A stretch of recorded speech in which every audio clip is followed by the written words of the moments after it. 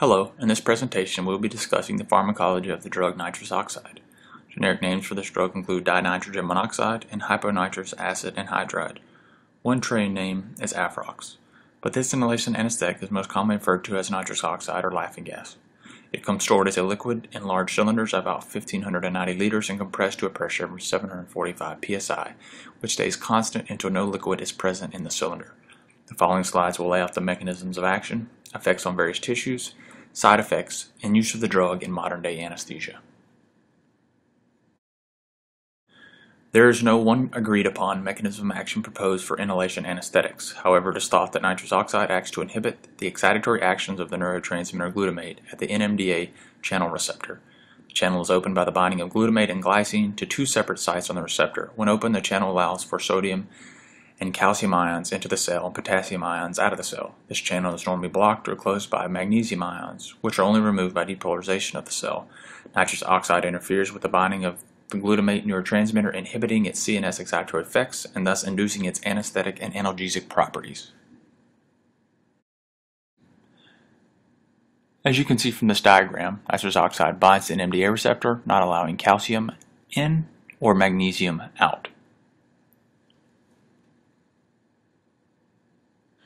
The major clinical effects of nitrous oxide deal with its ability to interfere with the binding of the glutamate neurotransmitter as seen in the diagram before. This inhibits the CNS excitatory effects and thus enables the drug to induce anesthetic and analgesic properties.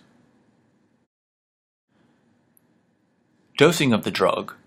1 MAC is the equivalent of concentration of agent at which 50% of patients will not respond to noxious stimuli. For nitrous oxide, the MAC value is about 104%. MAC is increased or decreased via a dial on the anesthesia machine to reach the desired level of anesthetic depth. Nitric oxide is described to have a quick onset due to its low solubility and quick equilibration with the partial pressures in the brain.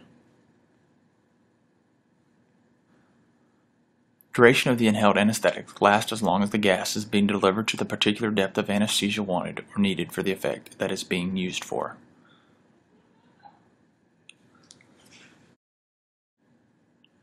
Elimination depends on the same qualities involved in the onset of the anesthetic. A lower solubility enables faster elimination as the agent does not want to stay bound to the blood.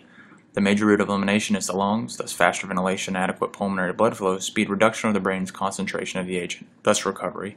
Furthermore, the longer the agent is delivered, the longer the recovery time will be.